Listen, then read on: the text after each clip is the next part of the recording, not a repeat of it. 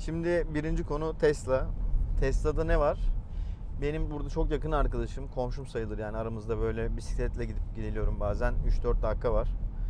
Orada Tesla aldı, teslim aldı, geldi yine Tesla. Kullandım. Beklediğimden çok güzel çıktı araba. Yani ben Tesla o kadar güzel her şeyi bir araya getirmiş ki fiyat performans anlamında. Tamam eksiklikleri var. Bazı detaylar doğru şey değil. Kaliteli olmayabilir falan filan ama bu kadar uygun fiyata bu kadar özellikli bir arabayı ve bu kadar büyük, oturumu rahat, kullanması rahat, ne bileyim bakış görüş açıları rahat, karizması iyi, ondan sonra bir arabayı bu fiyatlara veriyor olması gerçekten büyük başarı. Bunu bir kenara koyalım. Yani öyle bir rakamda, öyle bir şekilde satıyorlar ki bu arabayı, eksiklerini laf etmeye aslında hakkımız yok. Ama ben en azından kendi arabamla kıyaslayabilirim veya kullandığım diğer arabalarla kıyaslayabilirim. Öyle bir kıyaslama yaparsak tabii ki eksikleri var ama bunlar eksik değil dediğim gibi. Bu fiyatın içerisinde olan eksikler yani. Ben hani Tesla alsam bu fiyattan ve böyle bir araba alsam eksiklerini görmem. Görmenize de gerek yok. Bu araba öyle bir iddiası da yok zaten. Dolayısıyla fiyat performans olarak gayet başarılı, kullanışlı, keyif veren, alan kişiyi mutlu eden bir araba olduğunu düşünüyorum. O yüzden üretenlerden de yapanlardan da getirenlere tebrik ederim yani. Onun sayesinde de birçok araba fiyatını uygun tutuyor. Yani TOG olmasa Tesla pahalı olur, Tesla olmasa TOG pahalı olur. Bu rakipler birbirini aşağı çekiyor. Bir tek B7'yi ben gerçekten anlamıyorum. Neden satılıyor, neden bu kadar milletin ilgisi var? Hani alan bir kişi söyleyeyim, benim teyzem. Yani 65 yaşında bir kadın gitmiş B'de almış. Tabii demedim ben ona niye böyle bir şey aldı. Çünkü onun öyle bir algısı yok yani. Araba değerlendirecek bir şey yok. Yani Türkiye'de hiçbir şeyden haberi olmayan, sadece birilerinin sözüyle hareket eden insan sayısı da çok. Ve bunlar genelde onlara satılıyor yani. Gerçekten arabadan anlayan insan, bir şeyleri test edebilen insan zannetmiyorum ki gitsin bir Çinli markayı alsın. Bunların arasında tabii ki istisnalar vardır. Ama benim şimdiye kadar kullandığım Çinlilerin içerisinde hiç böyle kullanımını sevdiğim olmadı yani. Neleri kullandınız dersen bilmiyorum, sayamam ama dönem dönem denk geldim, kullandım. Benim orada anladığım şu Çinli markalarda. Aksesuar, donanım full okey. Ama bu donanımları siz kağıt üzerinde full bu arabaların. Yani ne diyeyim? Benim bazı kullandığım arabalarda otomatik otomatik far asistanı vardı. Ama öyle yerlerde çalışıyordu ki kullanmak istemiyordunuz yani. Sizin yapmak istediklerinizle arabanın yaptığı optimizasyon doğru olmadığı için o özelliği ben kullanmayayım bunu diyorsunuz. Veyahut da otonom sürüş işte ya da ne bileyim şerit takip, işte ne bileyim adaptif cruise kontrol. Bunlar düzgün çalışmadığı zaman hiç kullanılmayan şeyler. Yani onu var gibi koymayın. Ya da auto hold. Bu düzgün çalışmıyorsa seni rahatsız eder hale geliyor. Start stop. Bu da düzgün çalışmadığı zaman seni rahatsız eder hale geliyor ve kullanmıyorsun. O yüzden düzgün çalışmayan bir özelliğin var olmasının da hiçbir anlamı yok. Anlatabildim mi? Dolayısıyla benim şimdiye kadar kullandığım Çinli arabaların ne direksiyon hassasiyeti, ne gaz hassasiyeti, ne fren hassasiyeti, bunların hiçbiri düzgün çalışmıyordu. Ki ön yargılı davranıyorum, BD'de de düzgün çalışmıyordur. Çünkü tanıtımını yapan insanlar bile bunlara ufak ufak dokunuşlar yapıyor. Emin olun onlar da kalkıp o arabayı almazlar. Alanını da görmedim ben. Bir böyle influencer'ın ya da ne bileyim araba test eden birinin B'de aldığını gördünüz mü? Görmediniz, görmeyeceksiniz de. Çünkü onlar bu arabayı almaz.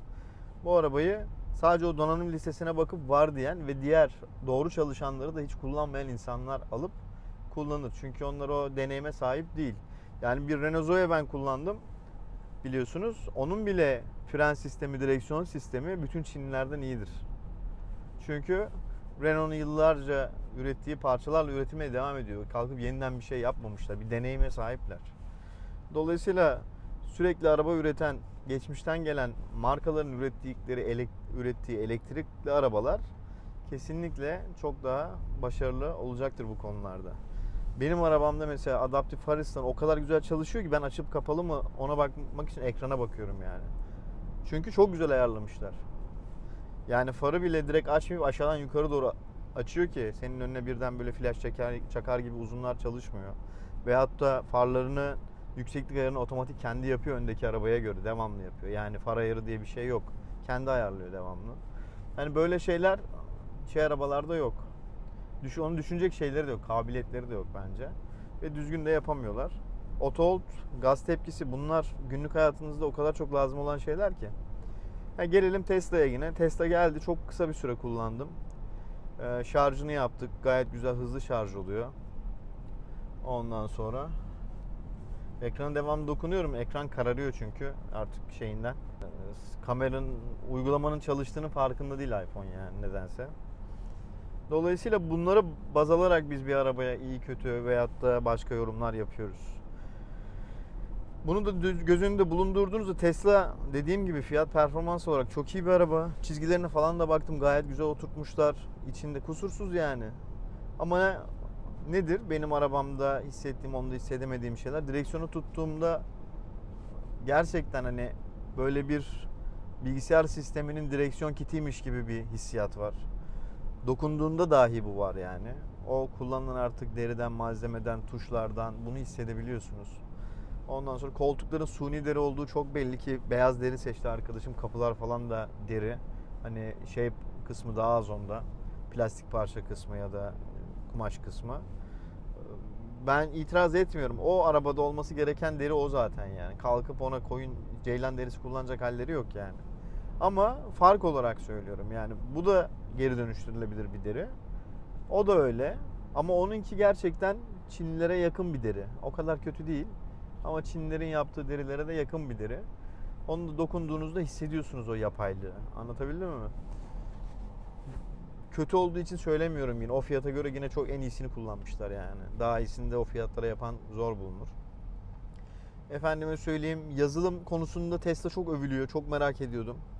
Gerçekten. Açtım, kullandım, baktım. İşte rota çizdim falan nasıl yapılıyor diye. Şimdi meğersem onda da eksikler varmış. Hani ben arkadaşım alırken, ya senin arabadaki gibi şey yapıyor mudur? İşte şarj istasyonlarına götürüyor mudur falan diye sorular soruyordu. Ya dedim, ben de götürüyor. Tesla'da hayli götürüyordur falan diyordum. Halbuki Tesla'da da rota çizdiğinizde sadece Tesla şarj istasyonlarını gösteriyor. Diğer alternatifleri kesinlikle rotaya koymuyor. Atıyorum biz Bodrum'dayız. Yakınlarda tabii ki şarj istasyonu yok Tesla'nın. Rota çiziyoruz. Eğer şehir içinde bir rota çizersek, yani Bodrum içerisinde, diyor ki Tesla şarj istasyonu bulunamadı. Şehir dışında seçersek ilk şarj istasyonu diyor ki -60 ile -70 ile varabilirsin. Dolayısıyla Tesla'daki bağlantılı özelliğin olması, Tesla şarj istasyonu olmadığı yerlerde bir işe yaramıyor aslında. En önemli özellik de bence, yani bir arabanın bağlantılı olmasının sebebi ne? Birincisi bencesi değil yani, bu mantık bunu söylüyor. Birincisi, arabanın size şarjınızla koordineli olarak, yani araba kendisi yüzde kaçta olduğunu, nasıl kullandığınızı bildiği için koordineli olarak size bir rota çizmesi ve hangi şarja gireceğinizi size göstermesi. Ben bir elektrikli araba üreticisi bu arabada bağlantı olması lazım dediğinde aklımdaki fikir buydu yani. Geri kalanlar ek özellikler. Onlar işin tuzu biberi. Ama lazım olduğu ana şey bu. İkincisi, bence anahtarsız giriş çıkış ve başkalarına anahtar paylaşabilmen etkili ve güzel bir özellik. Üçüncüsü, bir özelliği daha vardı aklımda. İşte arabanın haritada yerini bulman, camları açıp kapanaman, bir de klima bence. Sonra önceden iklimlendirme yapabilmen istediğin zaman bağlantı sayesinde.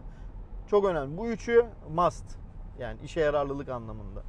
Geri kalanları yani çok da anlamlı mı bilmiyorum yani. Camının açık olup olmadığını görmen, uzaktan kapayıp açman, ne bileyim işte korna çalman, farları yakman, arabayı dans ettirmen, içinde YouTube izlemen vesaire vesaire, bunlar ekstraları. Bu ekstraları bir özellik olarak esasında burada saymamamız lazım. Bunlar zaten bağlantı olduğu için yapılabilen.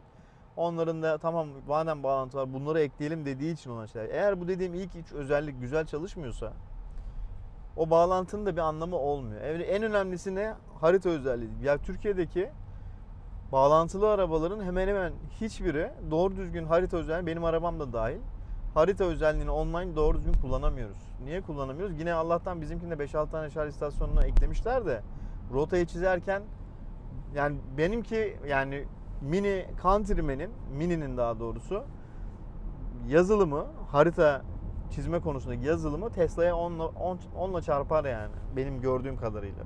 Yanlış anlamadıysam. Çünkü ben bunda yaptığım şeyleri onda yapamıyorum. Mesela ne? Ben şimdi bir kere 5 tane şarj istasyonu var bunda ve işe yarar şarj istasyonları. Yani ZES var, e-şarj var. Hadi bunlar işe yarar ama her yerde var ama pahalılar.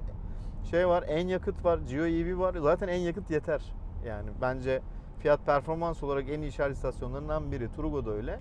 En yakıt ve Geo EV'yi seçtiğinde buradan İstanbul'a, ne bileyim Diyarbakır'a, her yere gidebileceğin mantıklı bir şarj güzergahı kurabiliyorsun. Hatta B-Full de eklenmiş ondan sonra. Dolayısıyla bende bunlar ekli olduğu için ben rota çiz dediğimde direkt bunlardan benim seçtiklerimle çizebiliyor. Yani ben sadece en yakıt kullanarak git diyebiliyorum.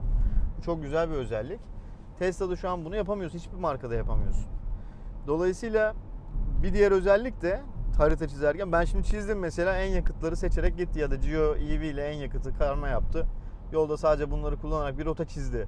O çizdiği rotada da ben kendi ekranımda gidip üzerine bastığımda değiştir dediğimde, seçenek var değiştirici, Tesla'da bu yok. Değiştire bastığımda yine aynı o şarj istasyonu etrafında, atıyorum 10 kilometre çevresindeki şarj istasyonlarını karşıma çıkartıyor. Solda da listesini çıkartıyor. O listeden de istediğini seçip yer değiştirebiliyorsun. Anlatabildim mi? Hani burada da eksikler var. Ne eksik var? Ben şimdi sadece yol güzergahım üzerindekini görmek istiyorum. Bana dese ki mesela değiştir dediğimde, lan ilk bana gösterdiğinin yönündekileri bari sadece artık karmaşa olmasın gibi veya sağda mı solda mı olduğunu göster gibi seçenekler eklenebilir ama bunlar tabii düşünülmemiş, daha yapılmamış. Yapılacaktır ileride. Gibi benim haritam da çok kolay, ben optimize edip kendime göre çevirebiliyorum. Başka şarj istasyonlarını ekleyebiliyorum. Kendi sisteminde kayıtlı olmasa da. Çünkü normal haritasını açtığımda şarj istasyonlarını göster dediğimde bütün çevredeki bütün markaları gösteriyor zaten. Ve bunların içerisine girdiğimde çoğunda fiyatına kadar detay da gösterebiliyor. Kendi içine kayıtlı data alabildiği şarj istasyonlarında sanki o uygulamadaymışsın gibi cep telefonu uygulamasına girdiğinde işte bölgede çekilmiş, yani kullanıcıların çektiği resimlere kadar Bakın mesela burada sadece en yakıtları gösteriyor. En yakıtın içerisine girdiğim zaman gösterdiği verileri görüyorsunuz. Bakın burada kaç tane şarj istasyonu müsait, onu da gösteriyor. Kendi uygulamanın içindeymişsin gibi bir datalar, veriler geliyor. Güzel yapmışlar. Daha da gelişecektir. Benim tek ricam şu an Mini'nin kendi yazılımının içerisine büyük, yani ilk 15-20 tane iyi şarj istasyonunu acilen eklemesi. Onu da ben sorduğumda yani hepsinin datalarının toplanması, düzgün bir şekilde olması için falan filan diyorlar ama en yakıt yeni eklendi. Demek ki B-Full yeni eklendi. Yapanlarınkini ekleyebiliyorsunuz.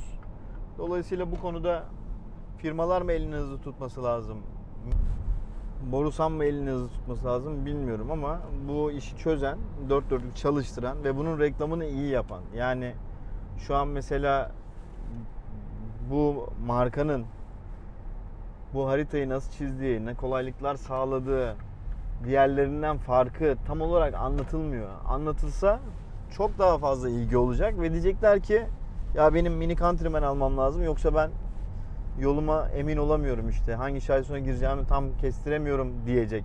Özellikle kadınlar, bayanlar veyahut da bu elektroniğe kafası çok yönelmeyenler, bu konuya eğilmeyenler en azından onu düşünmeden arabaya uyarak gidebilir. Şimdi ben Dalaman'a yol çizsem bunda gayet güzel beni sadece en yakıtı Geo EV'yi kullanarak ya da istediğim B-Full'u kullanarak, seçtiğim yerleri kullanarak bana yol harita çizecektir. Ve Google'daki gibi işte trafiğe dikkat et, etme veyahut da işte feribota binme gibi seçenekleri de seçerek gitmemi sağlayacaktır. Bunun aktif ve güzel olarak çalışması Google haritaları da gereksiz hale getirecektir. Çünkü bu veriler gerçekten, bunun düzgün çalışması çok önemli. Onun dışında Tesla'nın detaylı bir sistem incelemesini yapmak istiyorum. Yani bunda ne nasıl yapılıyor, onda ne nasıl yapılıyor. Hani şurada ufak bir tuş takımı koymuşlar. Birçok şeyi buradan halledebiliyoruz pratik bir şekilde. Bunun çok büyük artı olduğunu düşünüyorum. Tesla'ya bir tane aparat ben gördüm. Arkadaşıma da gönderdim, Doruk'a. İşte orta konsola takıyorsun. Bütün yapman gereken ya da sistemde böyle birkaç yere girip çıkıp yapman gereken şeyi Arçelik'in şarj istasyonları açılmış. Çok iyi. Yapman gereken şeyi orada tek tuşa atayabiliyorsun. Yani böyle dönen bir şey yapmışlar. Üzerinde 4'e bölük, her birine dokunabiliyor. Dolayısıyla her bir çevirdiğinde bir dörtlü oraya özellikler koyabiliyorsun. Atıyorum bagajı açmak için burada bir şeylere girmiyorsun da orada bagaj açmayı bir tane tuşa atamışsın.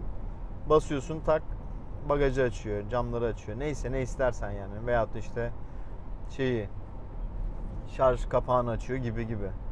Yani o Tesla'nın şeyi, adamlar çok zeki, akıllıca düşünüp fazladan hiçbir şey vermemişler. Gerekli, yani gereksiz her şeyi çıkarmışlar.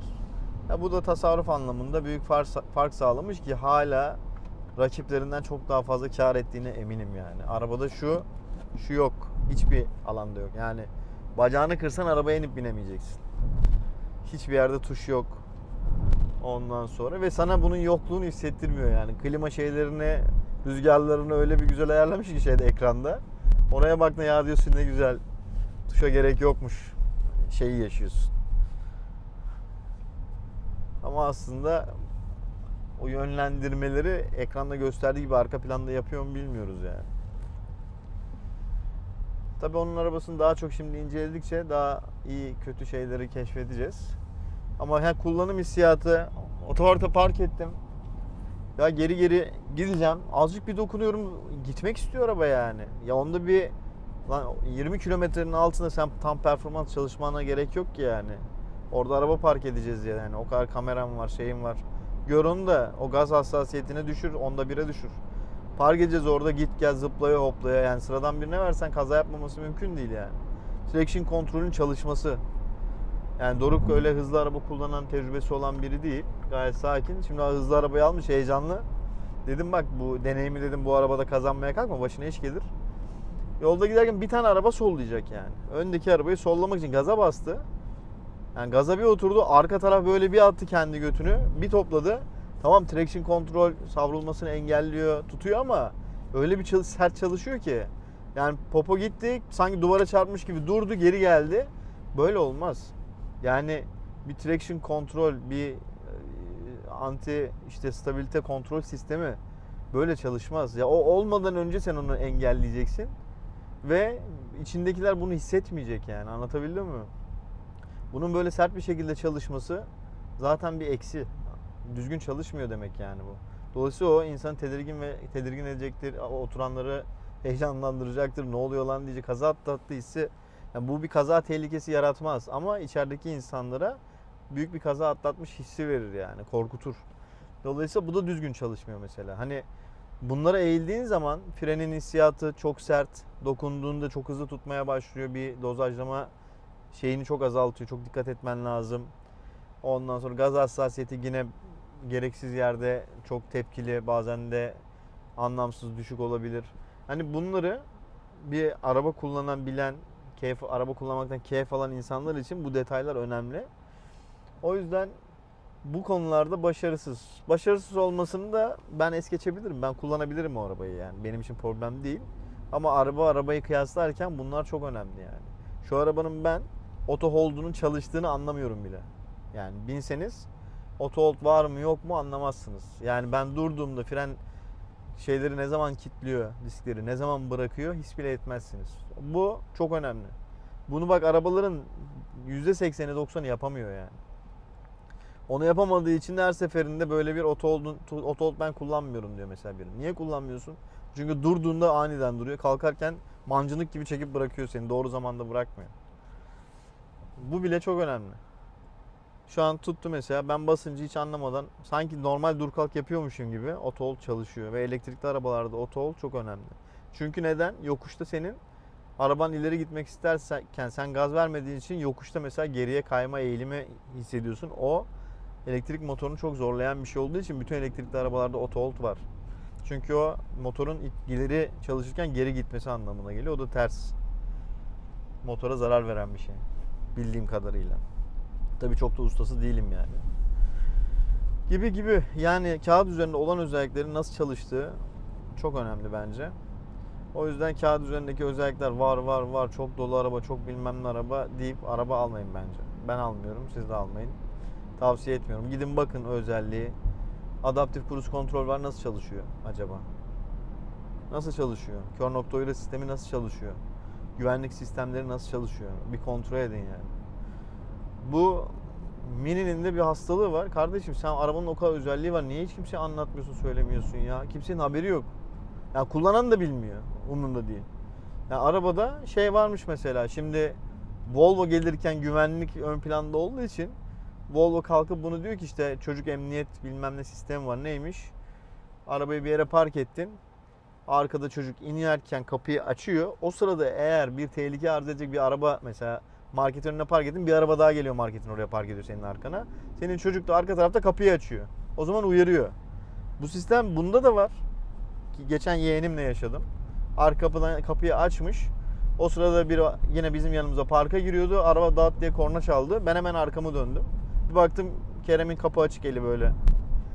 Onu uyarıyor. Abi sen bunda da olan şeyi niye kalkıp insanlara anlatmıyorsun ya? Ve kataloğunda da yok. Hiçbir yerde yok. Yani özellikle bildiğim şeyi aramaya çalıştım, bulamadım yani. Bu nedir ya? İşte ne bileyim, öndeki ani, biliyorsunuz otobanlarda mesela bir viraj yukarıdan iniyorsun, sonra aşağı bir kırılıyorsun, 180-200'desin. Önde arabalar bir kaza olmuş, durmuş daha yeni. Sen onu görmeyince ne oluyor? Frene basmaya başlıyorsun ama durman çok zorlaşıyor. Bunun için erken fren sistemi var araçlarda şimdi. Bu nasıl çalışıyor? Benim önceki Suzuki'de de var, çok kez işe yaradı. Bunda da var. O sen geldin bastın mesela, arandaki mesafeyi hesaplıyor. Sen eğer az basıyorsan frene düşündüğünden, olması gerekenler, o biraz daha basıyor mesela. Frenin böyle ayağınızda küçüldüğünü hissediyorsunuz yani. O sayede doğru zamanda durma şansınız oluyor. Ben geçen giderken, bu şimdi anlatacağım da yazmıyor nasıl çalıştığını falan. Ben sadece yaşadığım için biliyorum. İşte telefona bakıyorum falan, bir şey böyle öndeki arabayla. Öndeki araba aniden durmuş. Benim sol tarafım boş, arkam boş.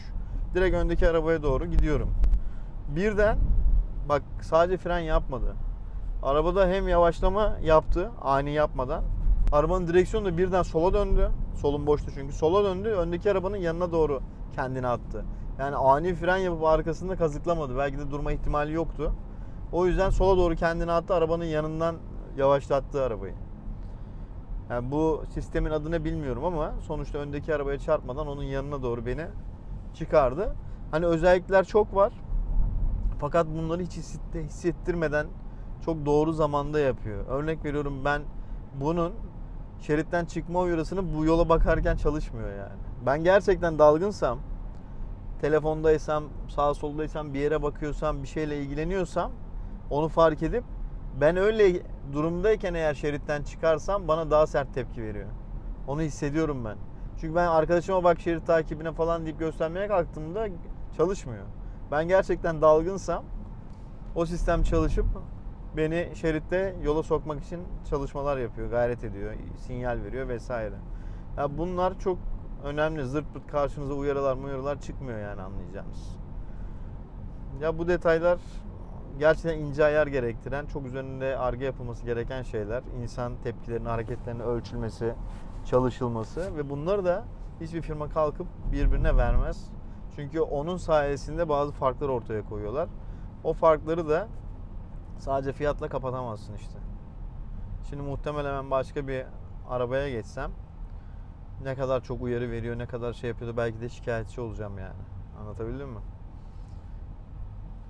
Durumlar böyle şimdi anlatabileceğim. Yol uzun, devam ediyor. Daha konuşuruz.